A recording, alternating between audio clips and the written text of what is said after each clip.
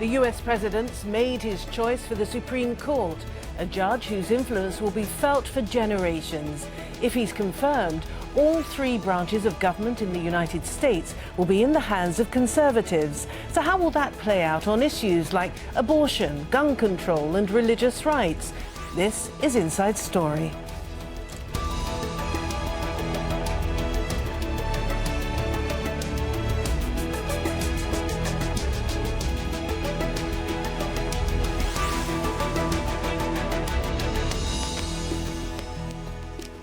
Hello and welcome to the programme. I'm Martine Dennis. Now, when US President Donald Trump said he was ready to announce his nominee for the country's highest court, many Democrats began preparing for a fight. It's an influential job and one for life. Trump says Neil Gorsuch's decisions could last a century or more.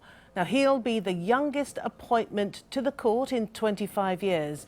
And he's not quite the far-right nominee that some had been expecting. So will Democrats try to block the judge's confirmation, or will they save this fight for later? Our Washington editor, James Bays, has more. It was a formal announcement by the president from the White House, but there were still echoes of Donald Trump's previous life as a reality TV host. Thank you very much, ladies and gentlemen. When Justice Scalia passed away suddenly last February, I made a promise to the American people. If I were elected president, I would find the very best judge in the country for the Supreme Court. He called his nominee to the podium. So was that a surprise? Was it?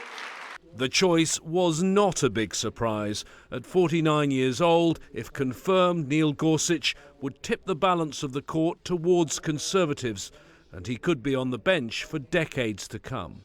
It is for Congress and not the courts to write new laws. It is the role of judges to apply, not alter, the work of the people's representatives. Choosing a Supreme Court judge is one of the most important political decisions that any president can make. It's always controversial. But then again, everything this president has done in his short time in office has been controversial too. Trump's executive order on immigration has caused chaos at airports and widespread protest. Thank you all very much. On Capitol Hill, there's been condemnation of the order and of the dismissal of acting Attorney General Sally Yates, who was fired by Trump after refusing to implement it. The White House is now saying it's not an immigration ban, even though Trump himself on Twitter used the word ban. Press Secretary Sean Spicer says reporters should use the phrase extreme vetting. Is he confused or are you confused? No, I'm not confused. I think that the words that are being used to describe it are derived from what the media is calling this. He's been very clear that it is extreme vetting. Although it's so extreme that if you're coming to the US from any of the affected countries, it's highly likely you won't be allowed to board your plane. Thank you very much.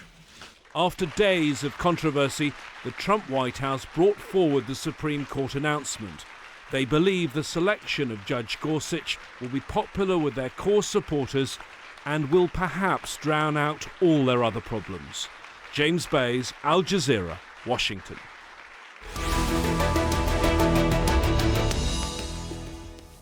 All right, let's take a closer look then at Judge Gorsuch's policies. He's a conservative whose past rulings show an inclination to uphold traditional religious values.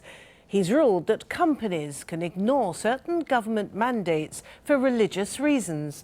But Gorsuch has also taken a more liberal approach on some social issues like climate change, and he's never ruled on a case about women's rights. So while Trump had promised to nominate a judge who was pro-life, it's unclear where Gorsuch stands on abortion and a woman's right to choose. Let's introduce our guests now. From Washington, D.C., Jonathan Morris, business professor at Georgetown University. In Fort Worth, Texas, Lynne Rambo, law professor at Texas A&M University. Also in Washington, Avis Jones-DeWeaver, a race and diversity expert. Welcome to you all. Jonathan, can I start with you? President Trump has been extolling the virtues of his nominee, saying that he's the best judge in the land. Do you agree?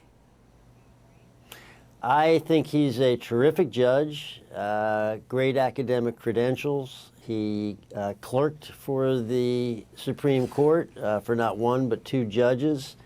and I think he's a great selection, albeit he is a conservative-leaning judge, which is what you would expect, I think, from this new president. Last but not least, he was friends with Judge Scalia, who unfortunately passed away last February. So they do share, or they shared some of the same ideologies. And Lynne, can I come to you? He's been described as an originalist, a constitutionalist. What does that mean? An originalist is somebody who believes that the Constitution should be interpreted the way that the original framers of the Constitution would have interpreted it to mean. So there's no change, there's no ability to change the current times. In the year 2017? Well, an originalist interpretation of the Constitution doesn't allow for a lot of modern right recognition. Okay, Avis. So it depends on your viewpoint, I guess. Okay, all right, Avis, what's your viewpoint then? Do you think that this conservative intellectual is a good choice for the Supreme Court? It just takes the Supreme Court back to its former balance, doesn't it? 5-4 to the Conservatives. It does, and what's particularly dangerous about that is that he's rather young. He's in his 40s, so he could be on the court for another 30 years. And just to harken back to your previous question about being an originalist, you know, I do not believe that that is what we need in 2017. If we were to interpret the Constitution in its original form, then I would be considered 3/5 of a human being. I think we have to recognize that given the history of this country, to the extent that we've seen advancements in rights dealing with women's rights and rights dealing with people of color, and particularly as it relates to African Americans, to interpret the Constitution in its original state is quite dangerous and takes us back not just decades, it takes us back centuries, and I, for one, will never go back. Coming back to you, Lynne, and there is a short delay on the line, so forgive me, but Avis makes a good point, doesn't she, that in these turbulent times of 2017, you need a very different vision, a very different interpretation of a constitution that is hundreds of years old. Absolutely. The rights that we need today that are appropriate today's time were not ones that even could have been thought of at the time of the framing of the Constitution. All right, and Jonathan, some important issues, some controversial issues are due to be considered by the Supreme Court quite shortly, aren't they? Some of them including transgender issues, religious rights, as well as the death penalty. How is that likely to play out in this newly reconstituted Supreme Court, of course, if he is confirmed? Well, my colleagues here on the show today make some very good points. I don't disagree with either one of them. He is 49 years old. He could be on the Supreme Court for many decades going forward. In terms of how he interprets cases vis-a-vis the Constitution, I personally would I would give this a little time to settle in. He seems to have gathered a lot of respect and trust during his time on the federal bench, and I'm just not one to jump immediately to conclusions about how he's going to view one case or another. I think what we have in front of us is a highly qualified, albeit conservative-leaning judge who exhibits many of the characteristics that we seek for a Supreme Court nominee. Okay, well, the Democratic Party perhaps predictably are not overwhelmed by his choice of nominee. Let's just hear what Democratic Senator Chuck Schumer from New York had to say. Of course, he's the leader of the Democrats in the Senate, so a senior Democrat. He said that the nominee has an ideological approach to jurisprudence, and that makes him, skeptical that he can be a strong, independent justice on the court. Lynne, coming to you, in these rather unusual times with a rather unusual occupant of the White House, the focus has come really quickly, hasn't it, on the independence and the strength of the judiciary, particularly, obviously, with relation to this executive order and on immigration from Muslim countries. And that has led to the sacking of the acting Attorney General. So this is such an important point, isn't it? Independence and strength in a judge. Oh, absolutely. It's critical. There's a question about everyone's independence at this point. When you have 1,000 members of the State Department signing a dissent cable and being told they can take a hike, then you have to worry about the independence of both civil servants and the judiciary. And do you think, Lynne, staying with you, do you think that this judge has the qualities to stand up and say no and say and maybe make himself rather unpopular with the president? I mean, that's the crucial element, isn't it? Yes.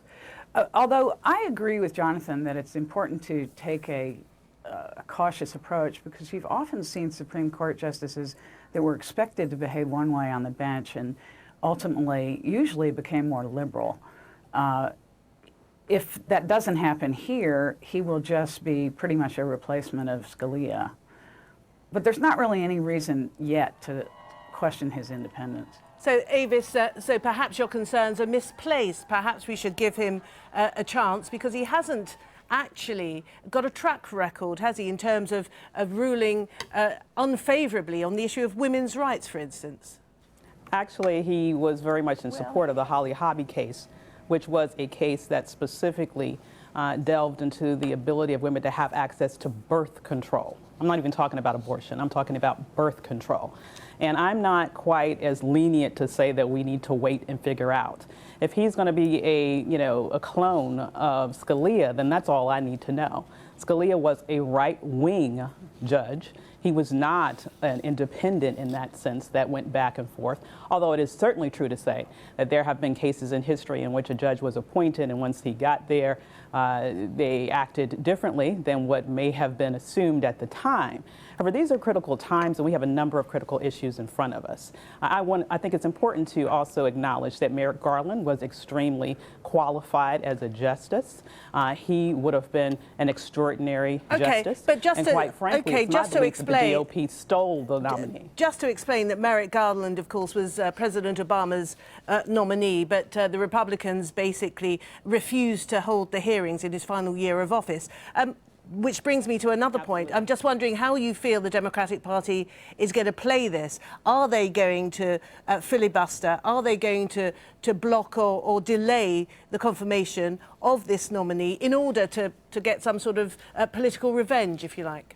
Well, it's my interpretation that this is a hijacked seat. This seat should have been filled under the Obama administration. It became open during the last year of his term in office. There is a lie that's being perpetrated that it is it is somehow unworthy to fill a seat during the last year of a president's office. That's not true. In fact, I believe it was President Reagan who had a seat filled during the last 4 months in his administration. This seat was open for nearly a year, and they hijacked that seat, didn't even allow Garland a hearing. So it's my belief that what's good for the goose is good for the gander, and therefore neither should this nominee be granted either a hearing and definitely not a seat on the Supreme Court. All right, well, let's have a look at the overall complexion now of the government of the United States. Now, the US federal government is made up of 3 distinct branches. Congress is the legislative branch. The president leads the executive branch, and the US Supreme Court heads the judicial branch. Now, the Constitution sets up a system of checks and balances, so none of them has supreme power. For example, Congress has to confirm presidential appointments before they can be finalized. The president can veto any bill passed by Congress, and the Supreme Court rules on whether actions by the other 2 branches are constitutionally sound. Now, the last election delivered both the White House and Congress to the Republicans. And now, if Gorsuch is confirmed, Conservatives will control all three branches of the US government. Jonathan, coming to you, is that a concern at all for you, the fact that there is one dominant party in all branches of your federal government? Well, I think it's a concern if you're not the party in power. You said the word control, and control means a voting bloc that could, in fact, get things passed that they want to get passed. And you mentioned Chuck Schumer's comment regarding the new candidate for the Supreme Court. I think I'd like to just take one step back and look at something called integrity, and the integrity of these individuals, and in particular Judge Gorsuch. Judge Gorsuch may, in fact, bring a certain leaning to the Supreme Court. That does not mean he's a clone of Antonin Scalia. It does not mean he is absolutely going to vote in favor of the conservative side. And I think one of my colleagues on the panel this morning mentioned that once a Supreme Court justice is in place, that they do tend to change from time to time what they were expected to vote. And I think that was obvious with Judge Kennedy supporting Obamacare, when it was fully expected that he would not, if you looked at his track record and former leanings. So it's not unusual that the Supreme Court, the Congress, and the presidency are of the same party, but that does not mean they are all of the same mindset. So I want to give the individuals that are that participate in that process their due, and tell you very strenuously that they have integrity.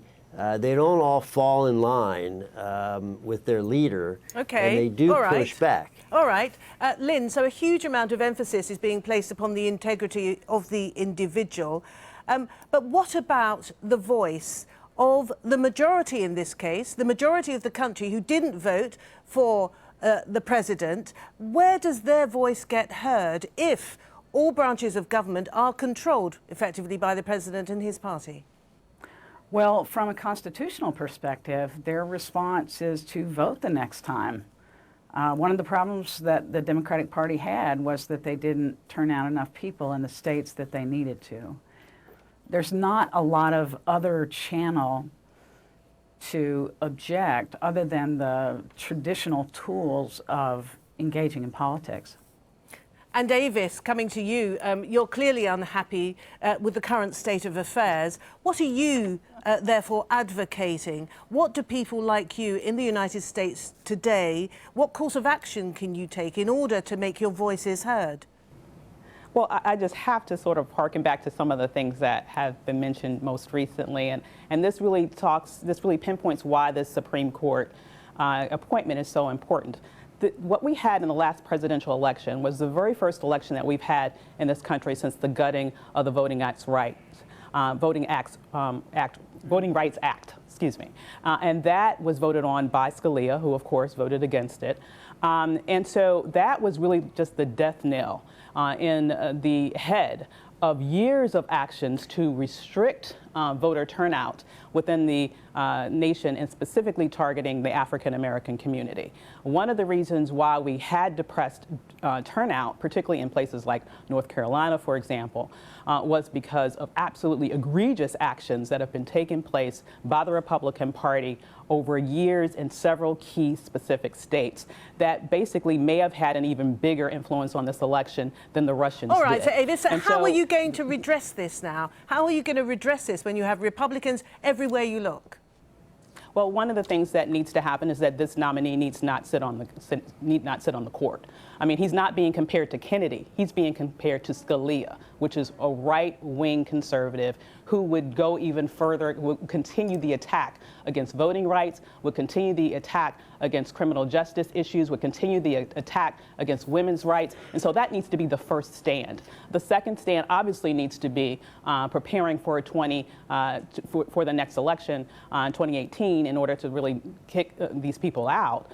But the reality is there really is no independence here. Let's just be very clear about this. We just had a president who fired the acting attorney general because she refused to enact or to defend an executive order which she interpreted as unconstitutional. That is the very definition of an independent judiciary right there, or an independent arm of government trying to take a stand against something that they see as not only just morally wrong, but constitutionally wrong.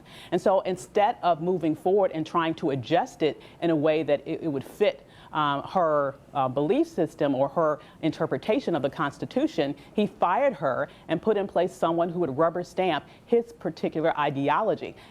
I'm not necessarily one who says that just because we have a government now that has complete one-party control that is against my political leanings, that means that we are somehow in danger. What makes this particular situation particularly dangerous is because of the specific executive that we have in office.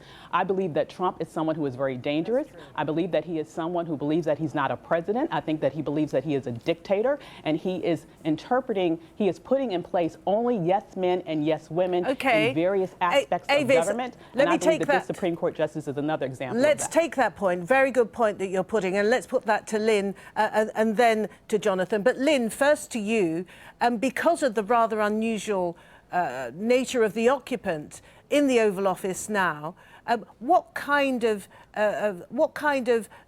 specifics do you think needs to be in place in order to counter some quite sort of idiosyncratic issues, orders that we're getting from the White House? Because this is something that is causing quite a bit of concern across the board, isn't it?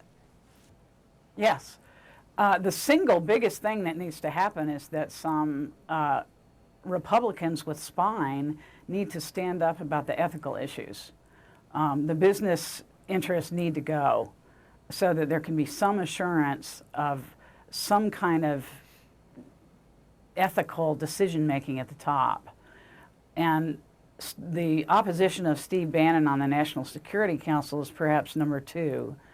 And the third thing that needs to happen is there needs to be an enormous outcry at the president's failure to consult professionals who are there with the expertise to advise him. All right. Jonathan, do you think that the Republican Party will have some spine and will observe and monitor their chief executive as closely and scrutinize him as closely as they're being advised to? I think that there are several key players in the Republican Party that both in front of the cameras and behind the cameras will begin pushing the president in line with things that my colleagues on the panel have mentioned. I think it's this election of this particular individual that has caused such furor in the country. And what that has done is it has touched everything that goes on a day-to-day basis. And I completely agree that what has happened on a day-to-day basis is not the status quo. We didn't move from the Obama administration into another administration with look-alike individuals or look-alike policies. We have changed gears completely, and some people view that as a positive, many view it as a negative.